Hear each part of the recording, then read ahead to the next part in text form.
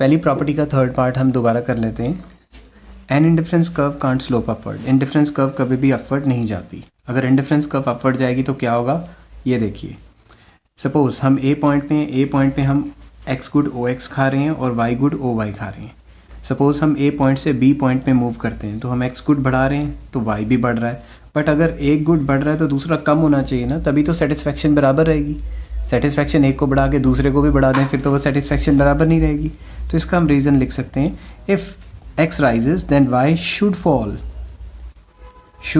fall in order to have same level of satisfaction।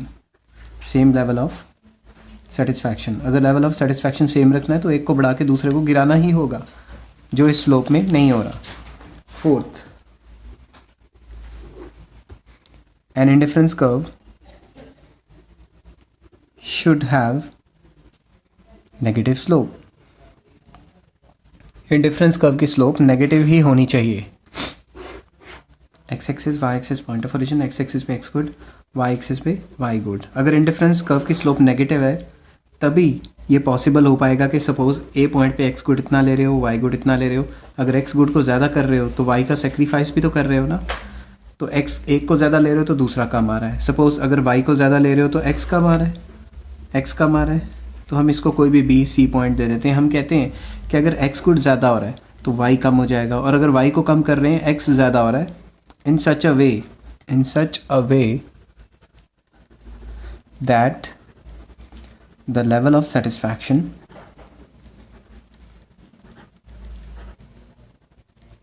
Remains same, इस हिसाब से कि सेटिस्फैक्शन लेवल सेम रहे। तो ये जो मेन हेडिंग थी हमारी कि इंडिफरेंस कर्व हमेशा नेगेटिव स्लोप की होती है, वो हमने प्रूव कर दी। नेगेटिव स्लोप ही एक ऐसा स्लोप है जिसमें एक ज़्यादा करके दूसरा कम कर सकते हैं और दूसरा ज़्यादा करके एक कम कर सकते हैं। Next, B, an indifference curve is always convex to origin. Indifference curve हमेशा ओरिजिन के कन्वेक्स ही होती है। अब ऐसा नहीं है कि कन्वेक्स को छोड़ के और कोई स्लोप नहीं होगी, और कोई स्लोप हो सकती है, बट ये रेयर केसेस हैं। कुछ उस केसेस में और कोई स्लोप हो सकती है। नॉर्मल स्लोप इंडिफरेंस कर्व की कन्वेक्स टू ओरिजिन और नेगेटिव ही होनी चाहिए। इसको हम फर्दर सब हेडिंग में डाल के लिखेंगे, an indifference curve can't slope downward in linear form. Linear form मतलब स्ट्रेट लाइन डाउनवर्ड स्लोप कभी नहीं हो सकती। वैसे तो डाउनवर्ड स्लोप ही होगी मगर लीनियर फॉर्म में कभी नहीं होगी। लीनियर फॉर्म में भी हो सकती है बट वो कब होगी वो मैं आपको पॉइंट के एंड में बताऊंगा। सपोज आप एक्स गुड इतना ले रहे हो तो इसमें वाई गुड इतना आएगा। अगर आप एक्स गुड की क्वांटिटी बढ़ा रहे हो तो वाई का सेक्रीफाइस करना पड़ेगा। अगर एक और क्वांटिटी बढ़ा देते हैं तो जो वाई का सेक्रीफाइस होगा वो सेम रहेगा। आप देख सकते हैं कि यहाँ पे और यहाँ पे ज़्यादा फ़र्क नहीं है। अगर मैं प्रॉपर पेंसिल स्केल से बनाऊंगा तो ये सेक्रीफाइस और ये सेक्रीफाइस कॉन्स्टेंट आएगा। तो इस पे क्या हो जाता है, constant marginal rate of substitution. जो सब्स्टिट्यूशन का रेट है वो कांस्टेंट है, जो कि कांस्टेंट नहीं होना चाहिए। इसके ऊपर diminishing marginal rate of substitution लागू नहीं होता, अप्लाई नहीं होता, इसलिए ये इंडिफरेंस कर्व नहीं है। But it is a rare case of perfect substitutes. जो परफेक्ट सब्स्टिट्यूट्स होते हैं उनका ये एक रेयर केस है। Next point, B, an indifference curve can't be concave to origin के कनकेव भी नहीं होगा। कनकेव मतलब बाहर को मुड़ा नहीं होगा, इस टाइप बाहर को। इंडिफरेंस कर्व कनकेव क्यों नहीं होगी वो हम अभी प्रूव करेंगे। एक्स एक्सिस पे एक्स गुड, वाई एक्सिस पे वाई गुड। अगर मैं एक गुड खा रहा हूँ, मान लो एक्स गुड तो वाई गुड इतना खा रहा हूँ। अगर मैं एक गुड बढ़ा देता हूँ तो वाई का सेक्रीफाइस मुझे इतना करना पड़ेगा, और अगर मैं एक और यूनिट वाइज बढ़ा रहा हूँ तो वाई का सेक्रीफाइस पहले से, जैसा कि हम देख रहे हैं, पहले से ज़्यादा होता जा रहा है। पहले इतना था, फिर थोड़ा ज़्यादा हुआ, फिर थोड़ा और ज़्यादा हुआ, फिर अगर ऐसे करते हैं तो पहले से ज़्यादा। तो इसके ऊपर भी diminishing marginal rate of substitution apply नहीं होता, बल्कि diminishing marginal rate of substitution apply होना चाहिए। अब ये क्यों होता है, ये हिक्स ने हमें नहीं बताया क्यों होता है। ये इसकी मेजर क्रिटिसिज्म है कि भाई जब भी हम इंडिफरेंस कर्व पढ़ते हैं ये बताता है कि diminishing marginal rate of substitution, diminishing marginal rate of substitution क्यों होता है, ये नहीं इसने बताया। तो वो उसकी क्रिटिसिज्म है। इसके ऊपर और भी कई थ्योरीज आई जैसे रिवील्ड प्रेफरेंस थ्योरी है, वो ग्रेजुएशन एंड पोस्ट ग्रेजुएशन में हम पढ़ेंगे। हमारा यहाँ पे मेन फोकस है कि ये बाहर को मुड़ा हुआ इसलिए नहीं है क्योंकि इस पर diminishing marginal rate of substitution apply नहीं हो रहा। थर्ड, फिर हम थर्ड पॉइंट में लिखते हैं indifference curve is always convex to origin. Origin की हमेशा कॉन्वेक्स ही होगी। X axis Y axis point of origin, X axis पे एक्स गुड, वाई एक्सिस पे वाई गुड, अंदर को मुड़ी होगी, मींस गोलाई अंदर को है। ऐसा क्यों है? अगर हम एक्स गुड इतना खाते हैं, वाई गुड इतना खाते हैं, अगर हम एक्स को बढ़ा दें तो वाई का सेक्रीफाइस अगर आप देखोगे तो पहले से ज़्यादा नहीं हो रहा, बल्कि पहले से कम हो रहा है। इसी को हम कहते हैं diminishing marginal rate of substitution. तो इस स्लोप पे diminishing marginal rate of substitution apply होता है, इसलिए इंडिफरेंस कर्व हमेशा ओरिजिन के अंदर को मुड़ी होगी, जिसको हम कहते हैं convex to origin. Now B point, C point, B तो हमने पहले कर लिया है। Higher indifference curve gives more satisfaction. Higher indifference curve हमें पहले से ज़्यादा सेटिस्फैक्शन देगा। ऐसा क्यों होता है वो मैं आपको इंडिफरेंस कर्व बना के ही प्रूव करूँगा। एक्स एक्सिस पे एक्स गुड, वाई एक्सिस पे वाई गुड। इंडिफरेंस कर्व जितनी ऊपर जाती है वो हमें पहले से ज़्यादा सेटिस्फैक्शन देती है। जैसे ये IC1, सपोज़ हम ए पॉइंट पे हमें एक्स गुड इतना मिल रहा है, वाई गुड इतना मिल रहा है। अगर हम वाई इतना ही खाना चाहें तो हायर इंडिफरेंस कर्व हमें एक्स गुड ज़्यादा ऑफर कर रही है। ज़्यादा गुड मतलब ज़्यादा मज़ा। और अगर हम एक्स इतना खाना चाहते हैं तो हमें हायर इंडिफरेंस कर्व पे वाई गुड भी ज़्यादा मिल सकता है। सी पॉइंट पे तो वाई ज़्यादा, तो हायर इंडिफरेंस कर्व हमें या तो एक्स ज़्यादा दे रही है या वाई ज़्यादा दे रही है। Suppose we choose point between B and C, तो ये पॉइंट हमें एक्स और वाई साइमल्टेनियसली दोनों ही ज़्यादा दे रहा है। तो हम ये कह सकते हैं हायर इंडिफरेंस कर्व हमें ज़्यादा गुड्स देती है, ज़्यादा यूनिट्स की गुड्स देती है, तो हमें ज़्यादा गुड्स मीन ज़्यादा सेटिस्फैक्शन। सिंपल रीज़न लिखोगे, higher indifference curve gives more satisfaction because higher indifference curve gives more units of at least one good. कम से कम एक गुड तो ज़्यादा मिल रहा है, ज़्यादा गुड मतलब ज़्यादा सेटिस्फैक्शन। डी पॉइंट हमें बताएगा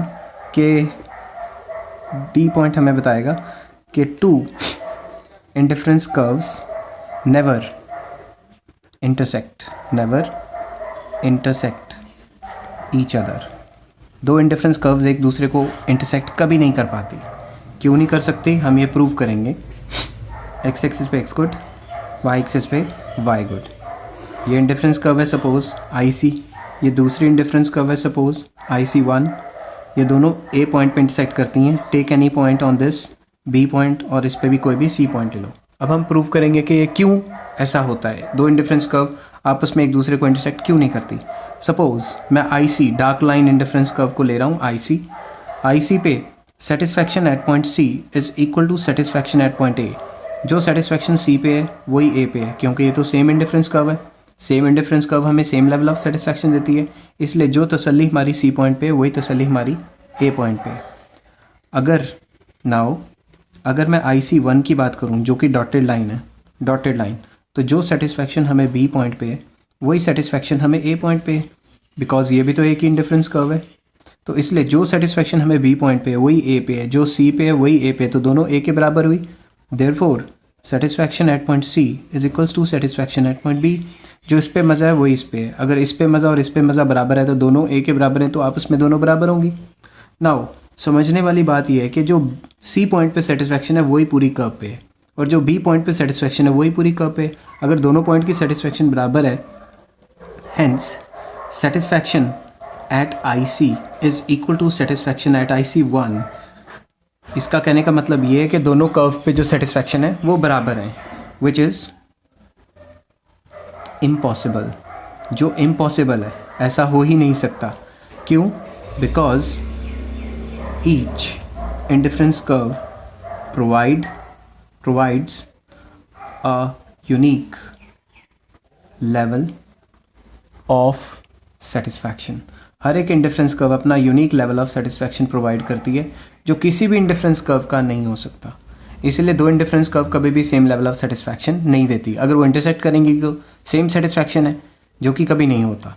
इसका एक सिंपल सा आपको एग्जांपल देता हूँ। सपोज़ दो गाड़ियाँ हैं, वो आपस में जा रही हैं और आपस में एक दूसरे को हिट करती हैं, तो दोनों का सेम नुकसान होगा? नहीं होगा कभी भी। एक का ज़्यादा होगा, एक का कम होगा। सिमिलरली अगर दो इंडिफरेंस कर्व आपस में कट करती हैं तो इसका मतलब होगा कि दोनों की सेटिस्फैक्शन सेम है, जो कभी हो नहीं सकती। इसलिए दो इंडिफरेंस कर्व कभी आपस में इंटरसेक्ट नहीं करेंगी।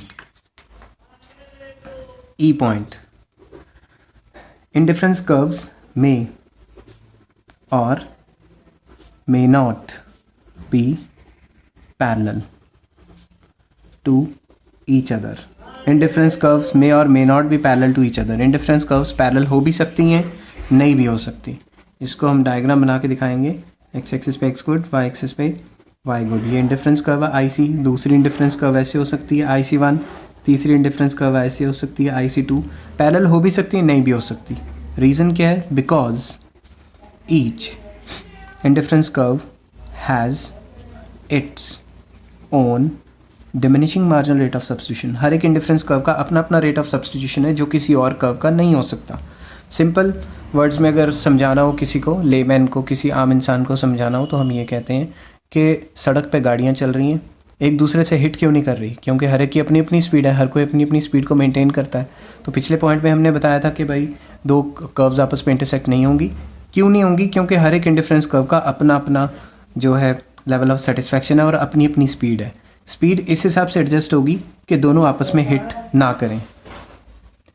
ठीक है, अब हमने मेन चक्कर जो समझना है वो ये समझना है कि जैसे बच्चे कहते हैं ले सर अगर इसको हम आगे एक्सटेंड करेंगे ये तो इंटरसेक्ट हो जाएगी, तो हमने वो चीज़ नहीं करनी, हमने दिखाना नहीं कभी इंटरसेक्शन। वो पिछले पॉइंट में आपको इसलिए दिखाया था ताकि प्रूव कर सकें। Last point, an indifference curve neither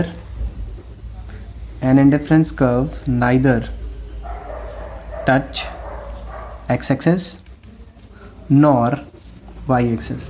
indifference curve ना ही x एक्सिस को टच करता है, ना ही y एक्सिस को टच करता है। x एक्सिस पे x गुड, y एक्सिस पे y गुड। क्यों नहीं टच करता? हम टच करके दिखाएंगे, फिर प्रूव करेंगे कि ऐसा क्यों होता है। सपोज़ ये IC कर्व x एक्सिस पे टच हो रही है, इसको पॉइंट दे देते हैं ए पॉइंट पे x एक्सिस पे अगर हम देखें तो x गुड है। ए पॉइंट पे इंडिफरेंस कर्व के हिसाब से हम x गुड इतना खा रहे हैं OA, बट इसके सामने अगर y गुड देखें, y गुड तो कुछ नहीं खा रहे। सिमिलरली अगर हम B पॉइंट पे देखें IC1 पे, तो B पॉइंट पे हम y गुड तो खा रहे हैं मगर x गुड नहीं खा रहे। तो इंडिफरेंस कर्व तो हमें दो गुड का कम्बिनेशन दिखाती है, ये तो एक ही गुड रह गया। तो ये जो डेफिनेशन है वही गलत होगी। तो आप कहोगे indifference curve neither touch x axis not touch y axis because if the indifference curve touch any of the axis then good shown on other axis will be 0। जिस एक्सिस को टच करेंगे वही एक्सिस पे good खाएंगे, दूसरे पे तो खाएंगे ही नहीं। तो हमने लिखा है because if the indifference curve touch any of the axis then good shown on other axis will be 0 and indifference curve is not a combination of only one good। और इंडिफरेंस कर्व एक good का combination नहीं है, ये तो काफ़ी goods को दो गुड्स को दिखाता है, तो एक गुड का कम्बिनेशन नहीं है। अगर हम ऐसे करें तो ये फेल हो जाता है। इसका मतलब ये नहीं कि इंडिफरेंस कर्व कभी इधर टच नहीं करता, उधर नहीं टच करता, एक्स एक्सिस वाई एक्सिस पे टच कर सकता है, but it is a rare case. Normally ऐसा नहीं होता।